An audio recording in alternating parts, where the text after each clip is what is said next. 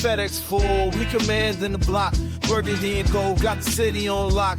Hustling plays, they don't need to pretend. DC reppin' strong and we fight to the end. Commanders moving, no breaks, no pause. Hands in the dirt, respecting the call. K-Dot in the mid, dissect the grind. District divider with a city in mind. Join the damn squad, don't miss a bit. And you gotta spread the word, so shit is shit. K-Dot.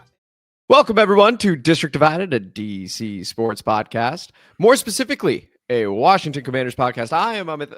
That is K-Dot. This episode jam-packed because it was Monday Night Football. We typically do our All-22 review on Tuesday nights, but this time we decided to switch it over to this episode. So we're going to begin with the All-22 review against the Chicago Bears. What went well, what didn't, who gets the game ball from it.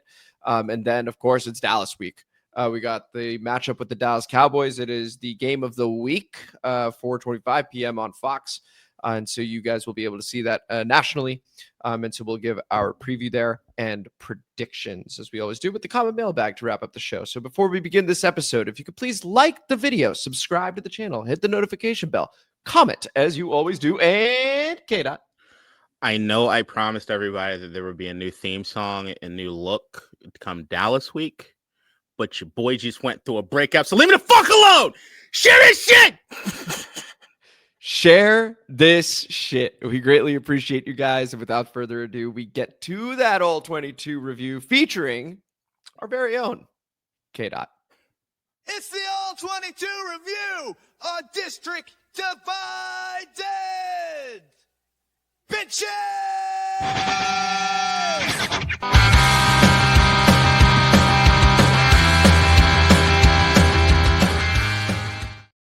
As a reminder, we lost the game on Monday night 25-24 as we saw Jake Moody save his career with that kick at the very end. Was hoping it would go wide, but it did adjust, similar to what K-Dot's doing right now. But that was the score. Tough result. And now we're going to go over to K-Dot, who, with not his 50, not his 60, but his 70 screens, went through this All-22 review because there's a lot of explaining to do. So K-Dot, beginning with the offense against the Bears, what did you see? It was two screens between tiers on an Amtrak train. All-22, one sheet. Great Hallmark movie. All right. Offense, what worked, what didn't work, and then can it be fixed as far as the things that didn't work? What worked? Jayden across the middle of the field. Good job. And scrambling when he needed to. Good job. He did the most to keep us on schedule. I mean, there's kind of a night and day thing with Jayden. Well, I'm not gonna say night and day. It's not that extreme, but post pick he plays better. Period. Like it seemed like after that, and he takes responsibility for it. And I do love seeing him take responsibility for the mistakes. I just The little tap right there. It's I ain't dwelling on it, but yeah, my bad. I wish I had that one over again because it was bad. That was a stupid interception. And it's kind of like, all right, so like looking at that play, even right. So like I know me and you had the brief conversation about it post, which is like, if he should have thrown it, how it is he's going to throw it. You look at where the safety's at on it. He's got to thread the needle a bit, but there is an element that he could have threw it a little further back and let Deebo try to go jump and make a play.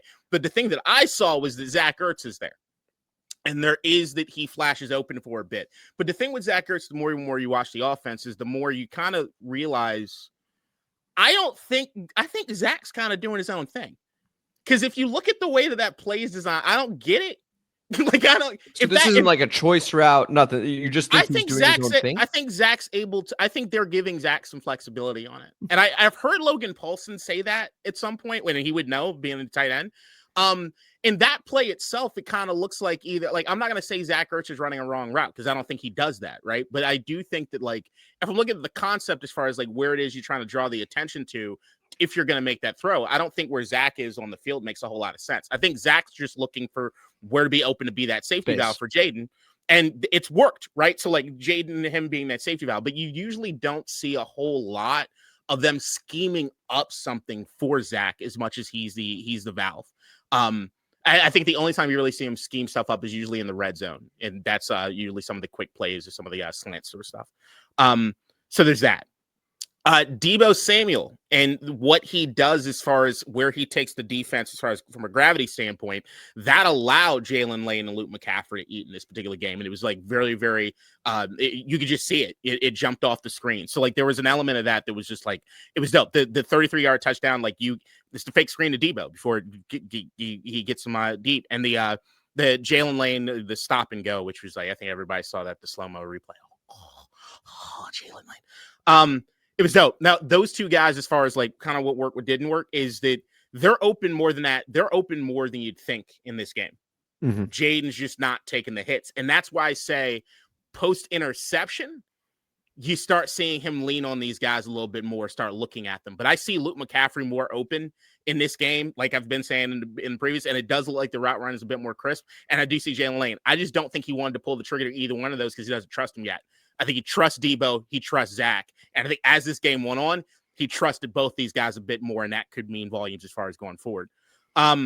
As far as some of the protection stuff, I did like some of the protection stuff. I saw like what it is they were doing as far as there were a lot of stunts that Chicago was trying to bring in. They brought in a lot of extra pressure. We know that they blitzed like crazy in this particular one. I'm not singling out any of the offensive linemen. I actually think they did a pretty good job with the amount of pressure that they were getting on them, and they gave Jayden enough time. But once again, what didn't work is that those are all the things that work. Yeah, 329 yards, 5.5 yards per play, 24 points. That's enough. What's not enough is 3 fucking turnovers, and everybody knows that. Like that loses you the game. Terrible interception. The fumble was trash, and the handoff from Jayden, which he took responsibility of it. It was just bad all the way through. You can't win games like that. The fact that we were still in this is just a testament to how hard these guys fought at the end of it. Also, like the run game, I think they expected to have a bit more ease in this one than it is that Chicago was going to allow them to do. I think Chicago saw the stats. Everybody knew it going into the game. We're terrible about the run. Washington's going to try to run. So fuck it. We're selling out. And they did. And I don't think that the game plan going into it, as far as the RPO, instead of a lot of the trap, moving the guard to tackle, as far as like moving some of the counter stuff, and as far as the inside game, was just not there this game. And I don't like that. And I think that to me, actually, the thing that needs to be leaned on in the RPO, probably more than anything else, is the pass of the RPO. Okay. The slants, the quicks, the RPO read slant to Deebo is a killer. And remember, I've been telling you, like, the boom back to Deebo as far as in the short game is pretty much automatic. And if they do the RPO and lean more on the pass option, because I'm just going to call it what it is. Jayden's reading the RPO wrong sometimes. He just is. Like, he's reading it wrong. And like, sometimes I think it's kind of egregious. Other times I'm like, all right, I see it. Like, everybody, you make the wrong team. Or sometimes it's just everything is bottled up for the RPO and it's just not going to work. But it is to look at. So yeah, Jayden, good for the, oh, you got some?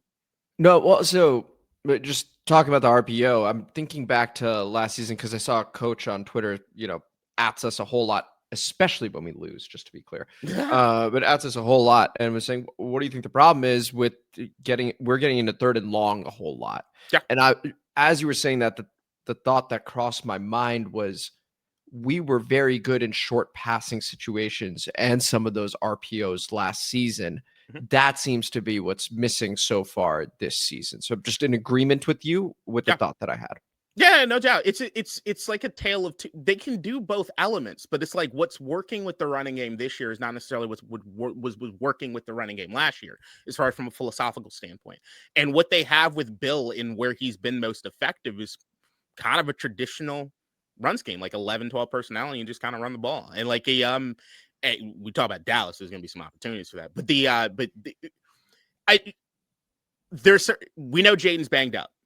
He's not running with the same level at which he would typically run. And with what Chicago did as far as pushing a lot of guys near the line of scrimmage, there were not a lot of, you saw every time that Jayden tried to bounce out, there just wasn't anything there.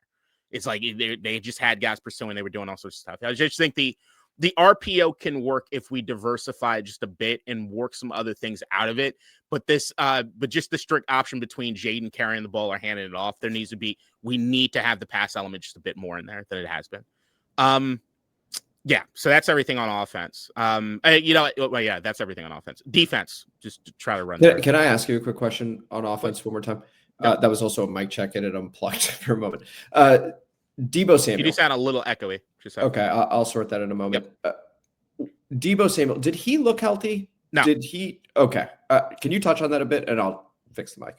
Yeah, he's just you could see that he's not as healthy. I mean, there were times in the game you see even at the first play he's calling off to try to get off the field. Like he's not running with the same level that he was running in weeks prior, but we knew he was kind of banged up. What I will give Deebo credit for is just being on the field and gutting it out. Like I said, Luke McCaffrey doesn't get that touchdown if it's not for Deebo Samuel being on the field.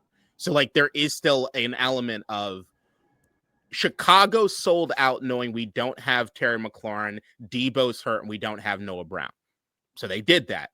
The thing is that you still have to respect Deebo and what his abilities are. Now, I will say this in this particular game. Deebo's route running, not as crisp. I don't know if that's because of the injury, but it just when I say that Deebo wasn't the number one receiver or one of the outside receivers, if I were to show anyone this tape in this game, they'd agree with me. Right. Okay. Does it sound better, by the way? 100%. Yep. Okay. Perfect. Cool. Thank you for that. Yeah, so I think the heel was probably the problem, though, right? So it is a heel injury. So your ability to push off all of a sudden would lead to a less crisp route because now you're putting more pressure on the outside of your foot. I know this just from playing soccer and football. Like it becomes harder to push off when you got something like that. No doubt, but you got to also remember this is something I factored into Deebo Samuel was that he won't be healthy if you use him too much. This is also true. So this comes with it. So like the San Francisco thing, I thought Deebo was watching San Francisco because he was hurt. I just didn't think he'd get better. So like I just thought that we were looking at the best years behind son. So like when I'm looking at here, it's like I love what I'm seeing from Deebo, but I'm still like we need some other guys to step up so he doesn't have to do as much because he will not last the season. He won't. Yeah. He just won't do that. Let's go over to the defense like you wanted to do. A lot of things good on defense in certain aspect. Money downs, pressures, legit. The time blitzes, legit. Savage off the edge, look legit. Wagner on the delays, look legit. Armstrong, I like Armstrong. Kinlaw, look like a dog. Payne, look like a dog. Johnny Newton, look like a dog. There were tons of elements in this game in which they looked like a dog in those situations. Problem is, they didn't patent themselves in money down situations a whole lot because they kept shooting themselves in the goddamn foot early in the series, right? So, like, if it's 3rd and 5, 3rd and 7, let's go! Because they get to do what it is they want to do defensively. If you don't have yourself in that situation and they start playing around with some of the guys on the offensive line, looking at you, look, man, I don't want to call necessarily anybody out totally, but I guess this is what the All-22 is for. Or maybe I could just not say his name and you guys can kind of put it together. Eddie Goldman didn't play. So there were some guys that they had in there kind of rotating for what Eddie Goldman did. It was noticeable. Like the way that they run as far as like sometimes with 5 down linemen early on, you can see Chicago was like, you're not Eddie Goldman. You're our primary focus to get to the second level. And it worked. And anything as far as in the outside perimeter game, that shit worked there too. That's because people were not doing what they needed to be. They were not doing what they were supposed to do as far from a gap discipline standpoint. Was this Johnny Newton? No. Okay, that's good. Last year's second round pick. Well, that's nice. Yeah, I'll let you guys do some work on that. Okay. Please continue. Here's the thing. Sometimes it's kind of like the Marshawn Lattimore. Sometimes guys are so bad that I'm just like, I don't want to call it out because maybe it's just not your day. So like, it'll get better. I'm just gonna hope, or just hope that Eddie Goldman comes back. One or the other. Like there's that. But like I said, when they get to cue up what it is they want to do defensively, especially when it comes to that rush and that pressure, they're really good at it. It's just, if you're not in that situation, you struggle. And especially, look, man, it's the running backs to the outside boundary in this game was just killer. And I know I'll talk about this guy now, Quan Martin. Everybody's seen the 55-yard touchdown, which he whiffs on the time. There's no excuse for that. And if I'm being completely honest, I didn't even like what I heard from the locker room interview with him talking about it either. I didn't like anything I saw on that. I do think the safety need to step it up a bit. That being said, that is not the Quan Martin game. Quan Martin had a good game. He had a pretty decent game. There are issues, like that one is an issue. There's the play that I know that you wanted me to look at, which is the fourth quarter DeAndre Swift run. Pitch right. The pitch right, in which he crashes down the opposite side and is kind of if you look at the play, you could see that it's either his responsibility as far as Caleb Williams on the outside, or he actually did not see the toss. One or the other. I can understand principally from both angles, honestly, just from where he was playing as far as the position. He's not really in position to really go after DeAndre Swift in that sort of thing with that pitch. It's just not his responsibility necessarily. But you'd like to see him in better position, or at least recover quicker than he did, because he really sold out for that, right? But yeah, overall, I think Quan Martin actually had a good game. And I actually will point to, there was a particular point in this game as far as one of those outside runs in which Quan Martin does come down into the box and taps Bobby Wagner to tell him, get over into the C gap. Bobby ignores him. Bobby crashes down the B gap. C gap is wide open because now you got Quan and Bobby hitting the same gap. They take care of it running on the outside. Don't know. I mean, I know that Quan called that right. So like he did right, but I don't want to criticize. I'm not one to criticize Bobby Wagner all that much, but it's like, yeah, you got that wrong, dog. Like it was wrong. Like Quan saw it, he called it out perfectly, and it just didn't get executed. So there's like, I don't love that. Yeah, I think overall, just defensively, like without them having the full complement of guys that they have, which are like everybody's very specifically good in certain aspects of things. If they don't have the full complement and they can't really do what they want to do defensively, they struggle. And like you can see that there's a limit when it comes to the amount of talent they have in certain aspects of this, where they have to be in prime situations. And if you're going to be in prime situations, it means you got to take care of them on first and second down to put yourself in your most advantageous situation, which is getting these teams in third and long. You get these teams in third and long most of the times, we're not seeing the breakdowns that we typically see, which is like you go year after year, how many times we see 3rd and 12 and these guys are converting like crazy. It's not the case with this defense. This defense usually gets home in those third and long situations. So like you got to get yourself in those situations. And in order to do that, you need guys like Eddie Goldman and to hold down the run. Because if these teams start running on us on first and second down, we're not in a place with the secondary the way it needs to be to capitalize on that. Because you're talking about the extra hats to bring in for the blitz. You're going to leave some guys out there open on the outside. Can I ask you a question around and this is only if you remember, but there was a 3rd and 5 on that final drive post fumble where Caleb Williams ends up converting it to Colston Loveland right at the sticks. Yep. But it seems like the zone is an extra 3 yards back. I don't know if you remember that play specifically, K-Dot, but I was curious as to why that zone was so much deeper. There is, like, I've always had this thing when watching football, period, which I don't usually understand the rules as far as like where it is that anyone decides to line up as far from a depth standpoint sometimes. Like it feels as though a lot of times in this defense, I mean, so defense across the league in which they give the corners a lot of flexibility on like where it is they're going to stand. I know that when I see it on tape, I fucking hate it. Like I hate that sort of spacing in the zone. I couldn't tell you outright what it is or how that would be. I know that in certain situations on this offense, they're very afraid of getting beat deep. I know that. I know that, like going into this game, what I say about Caleb Williams, he doesn't like going through his progressions. So if there's a thought process that Colston Loveland is his second or third option, then you might want to play back a little bit and know that you're kind of banking on, all right, maybe you can make up that ground, or it's going to be something where if he's not the primary receiver, you can make it up in another way. I couldn't tell you for sure. That's just me kind of being devil's advocate and trying to look for a reason. Okay, cool. Any final thoughts here, or are we going to the game ball? Game ball. Lou McCaffrey. Not only what you saw him do offensively, which is number one, he's more open. And I've been saying this since last year, but it is like scarily, he's open now. And I can only imagine if Terry McLaurin or anybody else comes back, what that allowed to have happen. Also, I do think that they need to have Luke McCaffrey more around as far as in the line of scrimmage, getting some of these end arounds and stuff. I think he could be special with that. But it's not only what he did offensively, it's what he did on special teams as far as the kick returns. Like it was, he stood out. What was it, 28, 36, 40, and the one wiped out? Like dude was balling, man. I just think Luke McCaffrey is going to be a dude in this league, and I think it's finally that time. You see the kind of trend he's on right now, making me tons of money in these touchdown numbers. I think Luke showed me something. Jalen Lane's right there too, but Luke showed me something. Okay, well, that's great. So we got last week's inaugural game ball going to Marshawn Lattimore, and this week's going to Luke McCaffrey, who caught the touchdown. It's 3-3 games now. I know the broadcast was like 3-4. I was like, you can make it even easier. It's 3-3.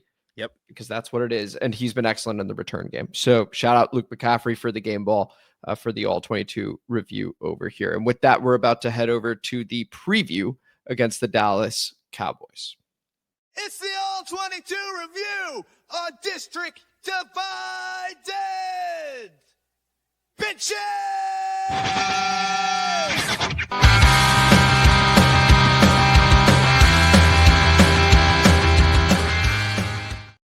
Thank you, as always, for that All-22 review. K-Dot crushed it, as always. And now we go to this week's game. Once again, game of the week. It's going to be on Fox, 4:25 p.m. Eastern.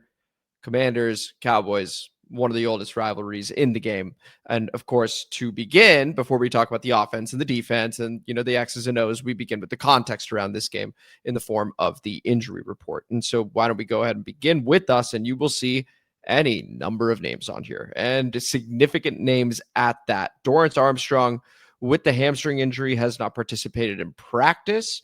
He was seen at practice today, but not dressed. Looks like he's not going to go. Ale Cajo not practicing with the illness. Terry doesn't look like he's going to go. He is on a side field practicing, but doesn't look like he's going to go again. Chris Rodriguez was active last time, but I think he only played one snap or only had one carry. It was one or the other. And Deebo Samuel not practicing. Looks like he'll probably play, but is he going to look the same like he did on Monday night is the big question. It looks like it's going to be a bit too soon for Sam Cosmi. The rest are full participants. Let's go over to the Dallas Cowboys, who are getting increasingly healthy. You just see one DNP for Thursday, and the rest are limited. Tyler Booker, who is their first-round pick, is tracking to play this week. CeeDee Lamb tracking to play this week. And Kevontae Turbin also limited in practice. Trevon Diggs, full participant. That's the other significant name over there. As we now go over to our offense, featuring Jayden Daniels, as it always does, against this Dallas Cowboys defense that is dead last in yards and dead last in average passer rating allowed. But what wide receivers are we going to have is the big question. So K-Dot, over to you on this side of the ball. What are you looking to exploit? What are you worried about? Over to you. As you said, 32nd rank, 411.7 yards allowed per game, 30.7 points per game, 31st rank, 269.5 yards, passing yards allowed per game, 32nd rank, 142 rushing yards per game, at 31st rank. They have 11 sacks, 2 picks over the course of this basically half a season. They suck ass. Horrible. If this ain't the get right game, what? Like we scored at least 24 points last couple. Like we've been scoring. This should also be it. But yeah, you're wondering what it is those injuries are going to do or what the game plan is going to be. Or if you also look at what Dallas has done typically, and if you look at that Chicago game, there's some parallels. So like from a coverage standpoint, Dallas on first and second down, they play zone. Guess the percentage. Genuinely can't. What, 80%? 96. 96. That's got to be an NFL high. Probably. 4%, man. On third down, they mix in some man at 27%. Okay.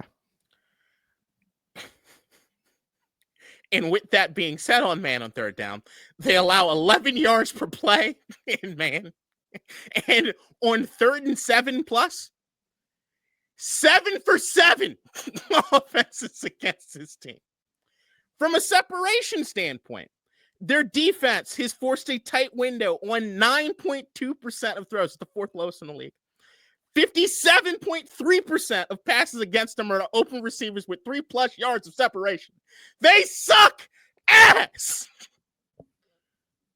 But what are they going to do? Like, is this the same thing we saw Chicago? Is like, hey, we do one thing, but you know what? Fuck it. We're going to sell out for this thing because you guys aren't healthy, and let's see if you execute. Because if you turn the ball over 3 times, we're going to win this game. If you turn the ball over once, we might win this game. Because anything that happens as far as the offense not moving and not scoring, guess what's going to happen on the other side of the ball? They're going to score. So, spoiler alert. Yeah. Look, Jesus Christ. Elam, Bland, Diggs, 29, 24, 17 targets. 0 passes defended. Like, they suck ass. Explosive runs from 11 personnel versus 3 receiver looks. 17.6% explosive run rate. And the second highest is at 51% success. They suck ass. All 15 of the passing touchdowns that they've given up have been beyond the sticks. They suck ass. What are you going to do, Washington? Who's going to show up?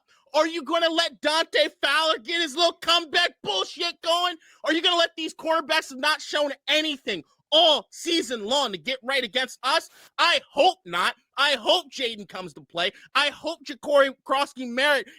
Sorry, I know nobody says that. Dollar bill, y'all. I hope he gets an 11 personnel. I run this ball down their goddamn throats and let them try to stop me. Because if you load that goddamn box up, you know what I'm gonna do? I'm gonna bomb this goddamn ball over you. I'm gonna throw it all goddamn day long. If you want to fucking blitz me, you want to come here and blitz, you know what I'm gonna do? Tight end screen to Deebo, screen to fucking anybody. You ain't stopping me. If they don't get right on offense in this game, I don't give a fuck who's playing wide receiver. You're going to see me pissed. I'm going to be pissed. You know why? Because they suck ass! The Carolina Panthers put up 30 points on this defense, just to be clear. The New York Giants put up 37 with Russell Wilson on this defense. This is the ultimate get-right spot, to your point, K-Dot. How about the passer ratings allowed by those guys that you had just mentioned? So Trevon Diggs targeted 16 times. It's a passer rating of 148.7. And as a quick reminder, 158.3 is the highest possible. Jesus Christ. Okay. Trevon Diggs, who was a name just a couple years back. Kyrie Elam, 29 targets as the opposite corner. That is a 129 passer rating. So there's that. Deron Bland, scary Deron Bland. Remember the pick 6 on Thanksgiving? Scary stuff. 25 targets, 116.7 passer rating. You can do whatever you want on these guys. And they also allow 4.7 yards per rush. This is the worst defense in the NFL by a lot. You can do literally anything. How are we going to respond, and how are they going to respond?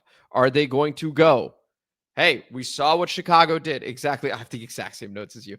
We saw what Chicago did.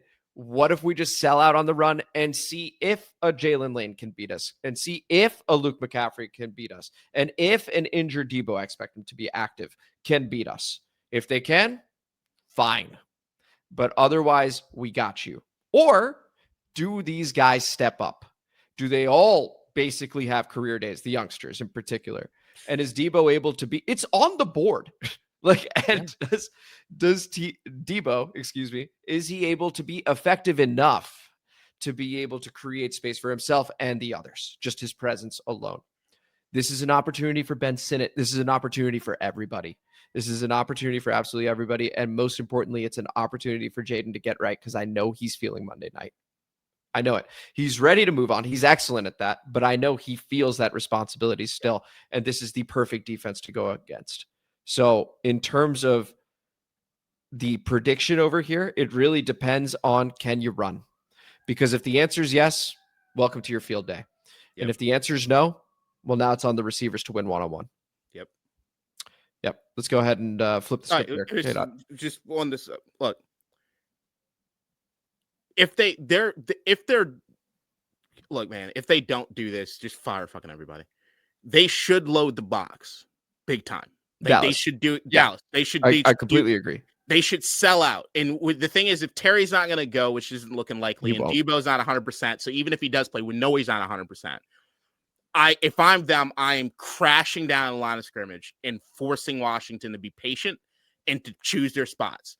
And if we stick with what we do, if we run the football, none of this damn RPO shit, if they do what they need to do, and if they start bringing the pressure as far as the blitz, the short game screens and stuff, stay patient with it. Because I'm telling you, if you stick with it and get yourself in those good down situations, which like I see a situation where if they're doing right on first down, they should be like second and 4, 2nd and 5. And you get that play action should kill them.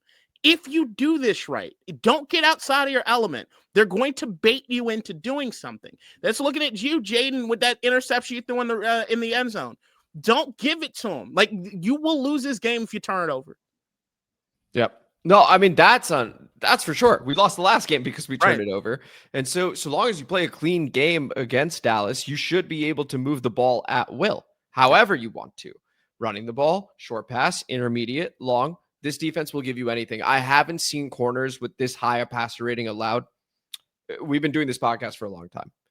This is maybe the worst I've seen. They're not playing defense. There's no team defense. They're just out there like this is backyard football, and nobody communicates. Let's go ahead and flip the script and talk about now a high-powered Dallas Cowboys offense. That's why they're 2-3-1, is because their offense is number 1 in the NFL in yards, and they do put up a lot of points. They've played 2 home games so far, 40 points in both of them. One against the New York Giants in overtime, and one against the Green Bay Packers in overtime. 40 in both those games. K-Dot on this side of the ball looks like Dorrance Armstrong is not going to go, right? We're coming off a rough-ish game against the Chicago Bears, where it wasn't their fault on the turnover side of the giveaways from that perspective. They didn't take the ball away either, though, and did stop Chicago just enough, but it ultimately wasn't enough. What are you seeing on this side, especially without Dorrance Armstrong, which is what it's looking like? A very long day.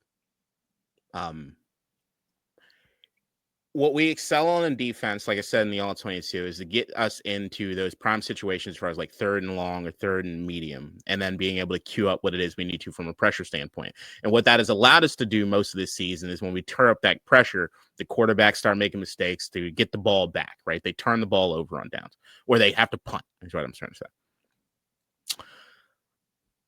On 3rd down, Dak faces the lowest pressure rate in the NFL. Now, partially is that because the offensive line. The other thing is like maybe the defense just haven't been good enough. Maybe they're not our defense that comes into town. So we don't know. But even when he is under pressure, he has the 2nd highest completion percentage in the NFL. So like you can bring the pressure if you want to, but their receivers are going to murder you. And if CeeDee Lamb is back with George Pickens, and George Pickens, man, has been lights out with 500+ yards, 6 TDs. That's correct. Tied for most of the NFL with 6 TDs, and 525 is 4th in the NFL, but Jamar just played last night. So before that, it was 3rd. And if you show single high safety, they're going to Pickens. And like he either going to get that pass interference on you, or he's going to catch the football. And like that's going to be something they do. And like, look, man, the most you can do is corners, do your job and get the pressure there, and hopefully that does something that could ginny up maybe what you'd really want is a turnover of some sort. But the thing that you can't have happen, what you cannot have happen, is get Javonte Williams to get started with the rushing attack. Because if they're allowed to do that, then you're taking away what is our only advantageous thing, which is to have our offense on the field.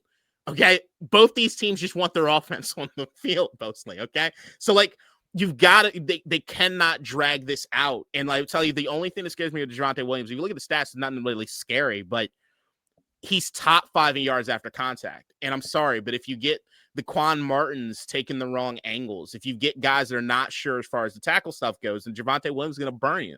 And like, that's what I don't want to see. I don't want to see that you have a situation where you have him wrapped up for 1 or 2 yard loss, or to have him by the line of scrimmage, and that 1st and 12 turns into 1st and or 2nd and 4 because you missed the tackle. That is not going to help you.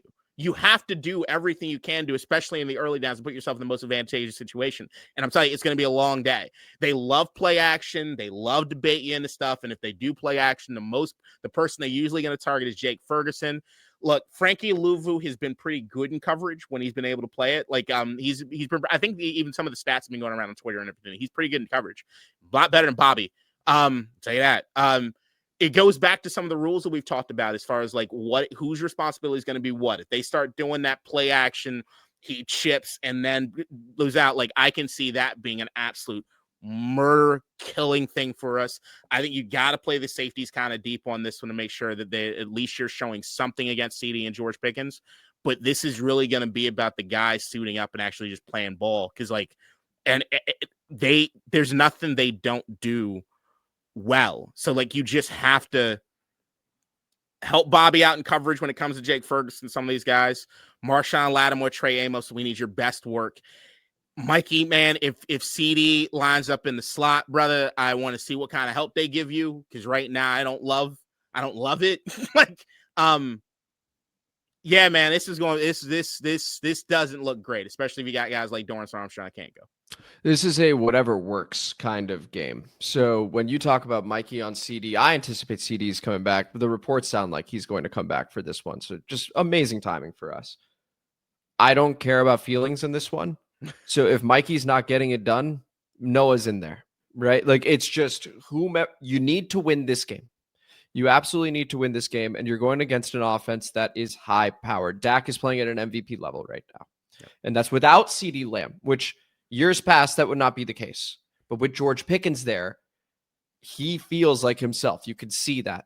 Jake Ferguson has 44 catches through these 6 games, which is, I think, the third most through 6 games in NFL history. It's crazy how often he's being targeted and receiving the football, right? If Bobby's on him, burnt toast. If Frankie's on him, okay. If Kay Madrano gets in play, all right. If one of the safeties steps in, okay. Like, you need to find a way to stop Jake, because that gets Dak comfortable, and that confidence then leads to George. Javonte is having himself a season. I don't think people realize that Javonte Williams is actually having a nice season. So I'm just going to quickly read through his numbers. Yep. Right. So against the Eagles, 15 carries, 54 yards. Okay, but 2 touchdowns. 18 carries for 97 against the Giants and a touchdown. Then 10 carries for 76. They should have run him more against Chicago. And then against Green Bay, 20 carries, 85 yards, a touchdown. The Jets, 16 carries, 135 yards, and a touchdown. And Carolina, of all teams, decided they could stop him. 13 carries for 29 yards, just 2.2 yards a carry. They lose that game, so I anticipate they try and use him. This is not going to be easy. They average 40 points per game at home. I mean, it's only the couple games, but they average 40 points per game at home.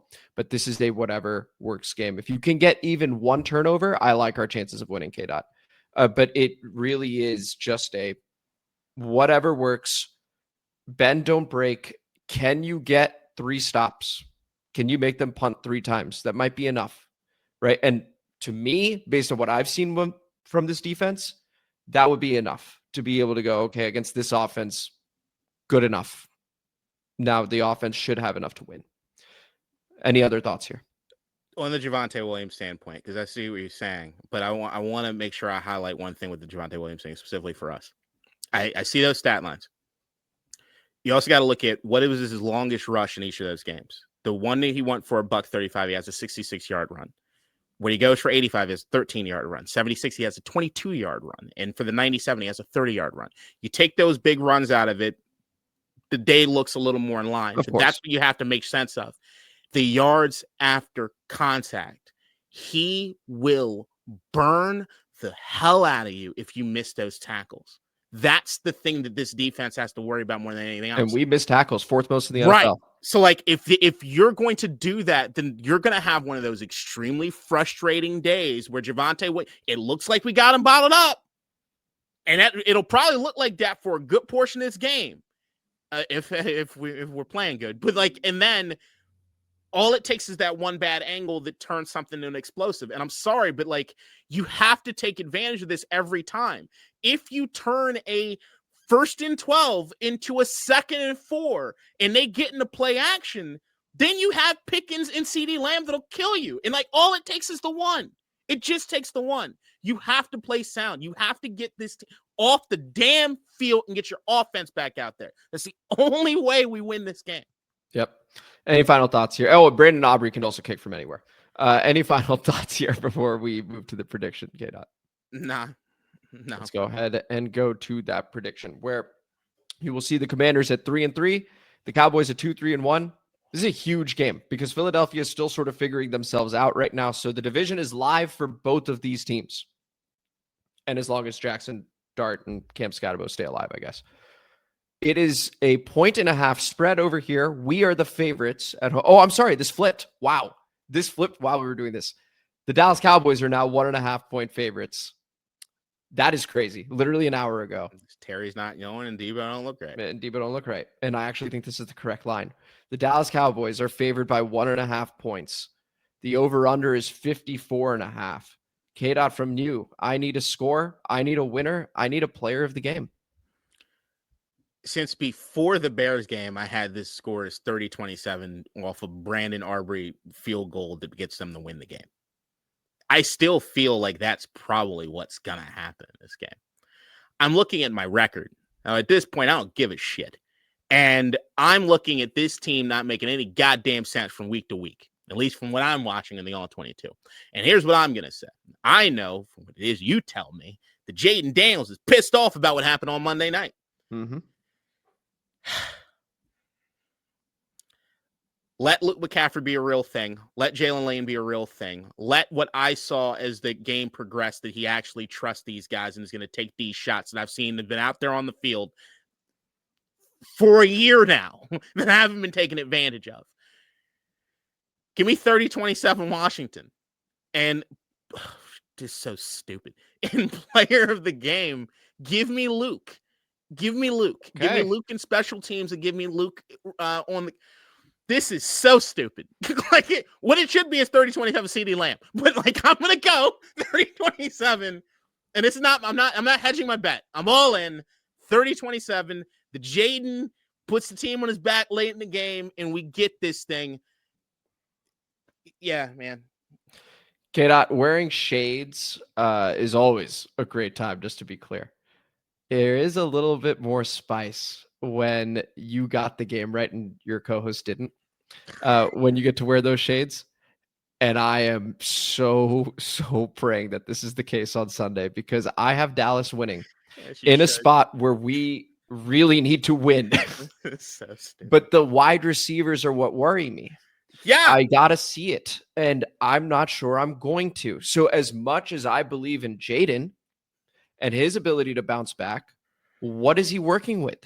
Is it a 50% Deebo Samuel? And then it's Jalen's got to grow up on the road. Luke's got to grow up on the road. I hope so, but I don't trust the defense either. Oh, and no. Dallas, 40 points per game. And they are trending in the right direction. The vibe in Dallas, I know they lost to Carolina. The vibe right now is high entering this game. And that worries the crap out of me.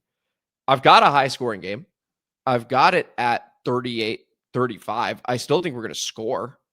But I just think Dallas is going to be too much, unfortunately. I want to rock shades, though. I want to rock shades. We need to rock shades.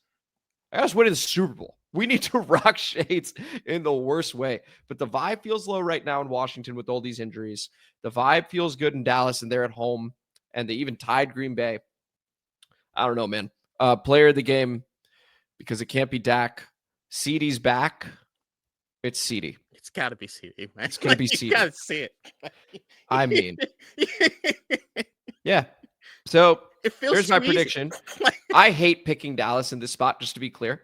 I hate that this is recorded. I hate that I'm going to look back at this and be like, I picked Dallas. I never picked Dallas. Never want to pick Dallas. That's just how I see it. And I really hope I'm wrong and we're rocking shades and you get to go, you were wrong. And I was like, you were right. Oh, that will not be my energy. If we win this, I'm just scared. The shock that'll be. All right, here's the only. All right, I shouldn't admit this. I've been making a lot of money betting. Okay, which is great. Which means what I say here on the pod is not necessarily reflective of where my money goes.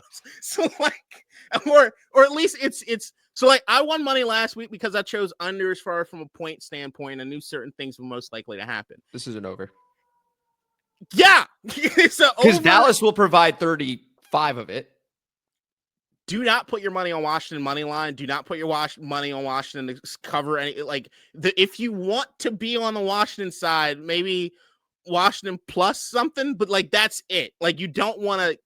This does not shake out well for us at all. The Chicago game didn't look good, and I'll tell you, when I watched the All-22, I think after the game, I was sort of I didn't know who was the most talented team. I think we're more talented than Chicago. Even what I saw on the so. Yeah, I was kind of on the fence, honestly, especially with the injuries the way we're being. But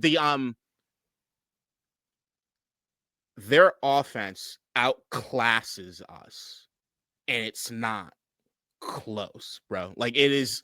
They are scary hours, and this ain't Caleb Williams dominate. This is Dak Prescott, who knows you, who has a history of doing shit to you and will do shit to you. So and like Jayden doesn't have a history of doing very well against Dallas. He does not. So like there is nothing. And then there's also the Dan Quinn element, which is like every time Dan Quinn, there's a storyline about Dan Quinn, he doesn't necessarily show up, or the team doesn't show up. There is nothing on paper right now that should indicate to anyone that we should win this game. I'm just going to call it what it is. Like there is nothing. The only thing you're doing is off of hope and weird NFC East shit, which is what I'm sort of relying on, is that there'll be a turnover at a particular point in time that doesn't make any goddamn sense. Right. So like, that's what I'm hoping for, just looking at this team from week to week. But there is nothing on the tape that shows that we should. The only way is if Jacory's has a 250-yard game and we just control and dominate the line of scrimmage. And maybe, I mean, the defense does suck, but if they sell out, that's the thing with run defense. It's weird. You don't really scheme run defense. It's the how many guys do you have to block and how many guys do we have to tackle you? That's it. I will say this. If CeeDee doesn't play, I'm still picking Dallas, just to be clear. I mean, it's closer, but like the vibe is worrisome to me. But I will say this, like when we were entering our Dallas game, right, last season, there was zero reason to believe that Dallas was going to win that game. It's Cooper Rush. Like, and all of a sudden, they do. It's a weird rivalry. This could absolutely happen. It's a tiny point spread, just to be clear. It's just the way I'm reading the vibe. Yeah, so we'll see. And with that, we go over to the comment mailbag featuring an intro from our very own Nikki. Comment mailbag time, motherfuckers. District divided, ain't got time for no suckers. Spread the word, get in line. OGs and new G's, it's your time. And spread the gospel, cause this shit is divine. Yeah. Thank you as always for that intro, Nikki. Beginning with Electric 8668. Let's just get this one out of the way. Shout out though, appreciate you listening. As a Bears fan, let me welcome your team to Schadenfreude, which is, they're deriving pleasure from our pain, essentially. K-Dot, your reaction. Shut your bitch ass up. That's how I feel about it. We go to Mr. Payne. There's one that made me smile. We'll get to that one later. We'll go to Mr. Payne right now. Shout out. We gave the game away. And yes, it was very disappointing. 0-3 in the conference. Could bite us in the ass come playoff entrance. And so, of course, not 0-3 in the conference, but outside of the division, yes. Outside of the division, those are 3 conference losses. We, of course, have the win over the Giants as our lone conference win. K-Dot, your reaction there? Big game. We go 2-0 in this division right now. That's huge. Looking at what that schedule's coming up, man. There's some games, boy. And there's a lot of interdivisional games that are coming up, like at the end of the season. You got to stack these if you can. You stack these as much as possible right now while you're going through the throes of these injuries. And also, here's the added bonus. So here's the positive spin on it as well. With all these injuries, if you learn to win with this cast, they get better when these guys come back also. So now you go from having Terry and Deebo to Terry, Deebo, and Luke, for example, right? Confidence rises here. This is a golden opportunity for the team. We go to Jim Morris. Shout out. One mistake lost the game. That's it. That's what he's saying. One mistake lost the game, presumably the fumble on the exchange between Jayden and Bill. Get out your reaction. Could be the field goal miss. Like there are a few mistakes to choose from. Matt Gay got off easy because of that fumble. So like at the end, here's what I'd say. My only correction to that would be one mistake. You were one less mistake away from probably winning this game, but you can choose which mistake. I mean, you don't fumble. You don't fumble. I agree with that one. I mean, you don't fumble. It's a wrap. We win. Don't fumble. You don't throw the pick. Whereas, like, you don't throw the pick. You make the field goal. They have to go for a touchdown instead of. So I'm saying it's like there is like you pick which one you want. You can completely write this entire game differently if you execute on any one of those things, which is what this team plays on the margins, guys. It's always been this way since the Jayden Daniels era. We don't blow teams out necessarily. We play on the margins, and when you play on the margins, you know what you got to do: not make mistakes. Here's a comment that reads right to what you were saying in the All-22 review, K-Dot, from Tony. Shout out Tony OG in the comment mailbag here. JD5 definitely missed an RPO or two. I don't think he's reading it. He's playing probability. OMG, are the Bears better than us? We won last year, but needed a Hail Mary to do it. Get out your reaction. There's some stuff in there. I mean, I like that. I do agree that a lot of Jayden stuff is what he knows pre-read through the VR, through everything else. He knows what the advantageous thing is to do, and he just does that thing instead of potentially like, all right, wait for that other thing to open up. Or maybe that thing looks good. And that's what kept him away from all the mistakes. So like, I don't want to chastise him for it, but I do want to say, hey, you got to step it up just a bit. Like, you just got to keep going. Like, I don't want you throwing interceptions, but every once in a while, I look at the Chicago game. I said he played better after that pick. And that to me is like, you pushed the ball down the field. It didn't work. I get it. Fucking let's go. Let's just do something else and keep going. And like, I need him to be like that in these games. And if we're like that, then I'm telling you, man, the Jayden stepping up another level, which I see it right there. Like, I see where he has room to step up another level. That gets scary hours. I mean, he is the ultimate weapon at his peak. We've even seen it in glimpses here and there where he judiciously uses his legs. And he's also very, very accurate on that deep ball. He's able to find the intermediate.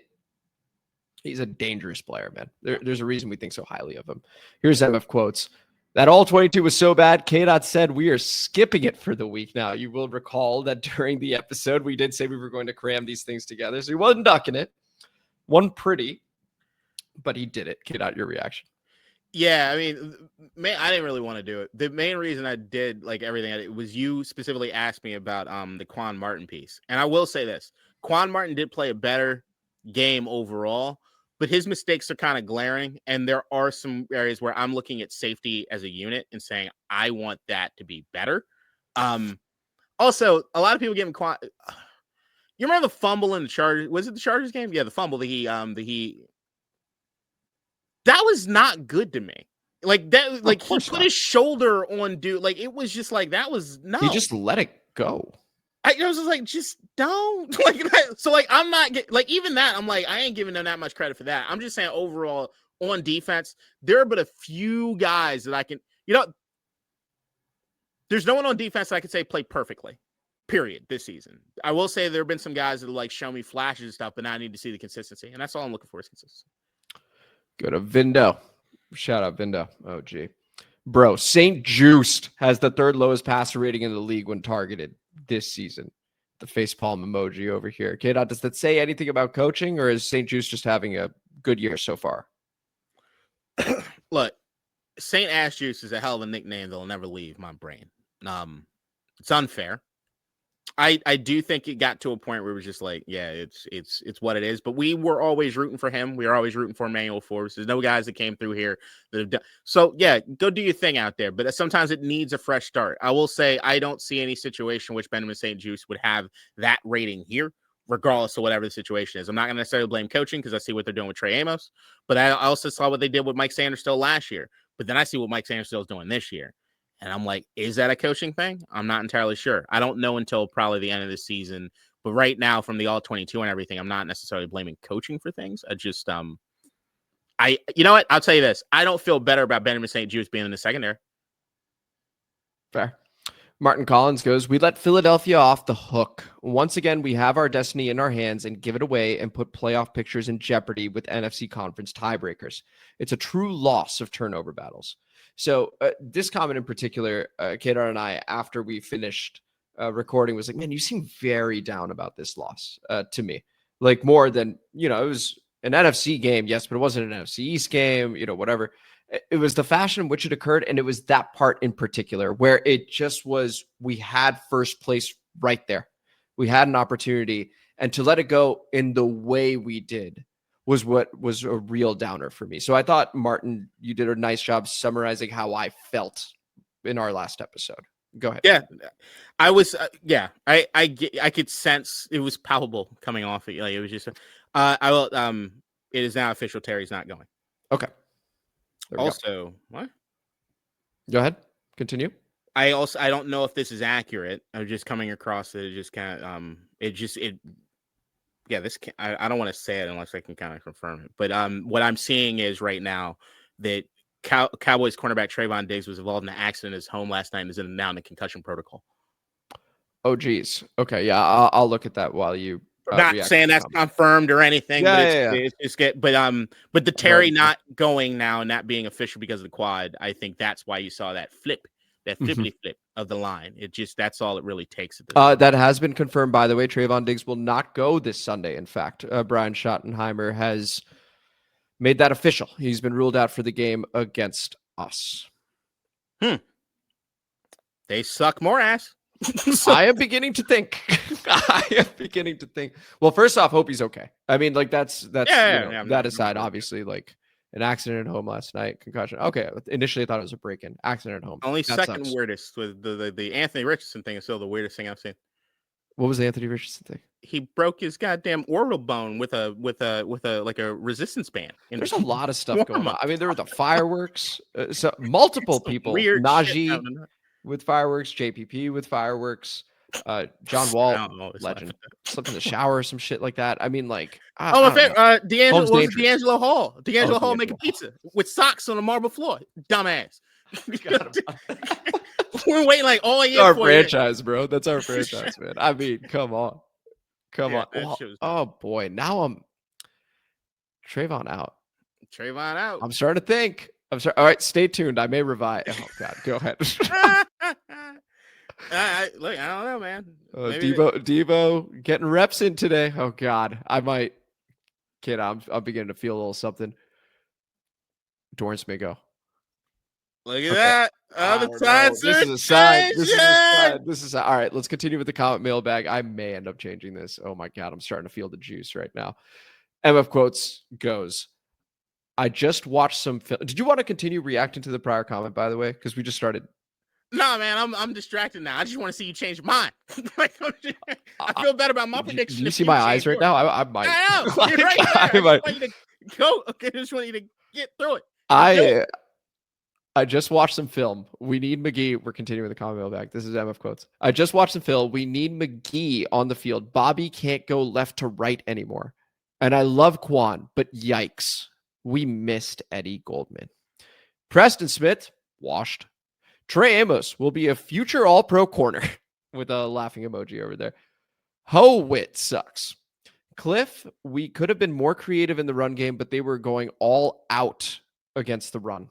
Jayden needs to learn when to keep it or not on read options. A lot of people come to the same conclusions, Kate. And lastly, shout out to the B squad wide receivers for stepping up, essentially playing without our top 3 wide receivers, and we were productive in the pass game majority of the time. Get out your reaction. I agree with some of that. I mean, yeah, of course, the Jayden as far as the run option thing. I think I'm the first person to actually talk about that. I mean, I'm giving you credit, absolutely. Yeah, the line has not flipped. Please continue. The run game, I do think could have been more creative, but it's not even creativity as much as I just think it's a mentality. I really do. Sometimes you just got to run into the teeth of the defense just to do it. And I do think that sometimes you can break the will of that. And I'm telling you, Chicago is one of those ones in which I think you could have been able to if you just kept with it. I just wanted to see more diversity as far as in the rushing attack than what it is I saw. I just think that it felt like it was we went back to the things that we were doing probably pre-Mariota starts. And I didn't like them as much as what we did with the Mariota starts and beyond. So like there's a difference in philosophy of a run game. And I just want to make sure Cliff stays with his full complement of what he can do and what he's shown me in times. And I'm still looking for more of that. I still want to see Ben Sinnott and John Bates in the passing game a bit more than I'm seeing right now. Yeah, no, that's totally fair. As we go to Earl Bruce, shout out. They've lost to Chicago, Atlanta, and Green Bay, all NFC teams. That's not good. Luckily, we're 1-0 in the division. The NFL is geared towards parity, and we're proving it. Sigh. Buckle up, lads. We're in for a long ride. I still have faith, but no one said that it's going to be easy. Get out your reaction. Yeah. This is agreed. Yeah, man, it's just agreed. But I will say this: if you want to just let you know, the captains got announced, as we always do. Dude, have you heard about the captains? Yup. Von Miller, Tyler Owens, Chris Paul. Trust me, I'm reading. All Texas boys. All them Texas boys, they back home in the stadium ready to do some damage. What you gonna do, Ahmed? What you gonna do? I mean, listen, I'm listening to. I'm not gonna lie. I'm listening to you reply to these comments, and I'm also like reading. I'm also just like, give me more. Here's Vindo again. Even with the fumbles, we did not abandon the run. Defense did enough to win. Yep. Onwards to the boys. That's agreed. The running game, it's not that they stopped. Like I said, running into the teeth of defense is like something you do. I just didn't like the way that we were doing it. We conclude with Jess Santo. Death by turnovers. We were heavily favored by the refs for once. Chicago played sloppy. Washington had the energy and physicality, and we still lost. Yep. The offense was bailed out from stalling drives by penalties multiple times. Couldn't get the run game going against the worst run defense in the league. And in return, they ran all over us. The attention to detail was missing, while everything felt rushed and off schedule. The defense looked confused and on their heels on a lot of plays. There were some positives in a painful game to watch. Daniels still throws a fucking laser out there. Luke and Jalen are really stepping their game up. Peter's picks and free agents are panning out well, and they are not afraid to be physical. Hopefully the team learns from this loss and does not repeat the same mistakes on to the Cow bitches. K-Dot, your reaction. Oh, share this shit. K-Dot, your reaction. No notes. Also, congrats to Bob Myers becoming a full-time member of the organization. I want to thank you for everything you did to get us together as we got. So, like, I'm love the basketball guys. Love our basketball guys. I mean, I ain't gonna say that's too close to what just happened with Ben Johnson.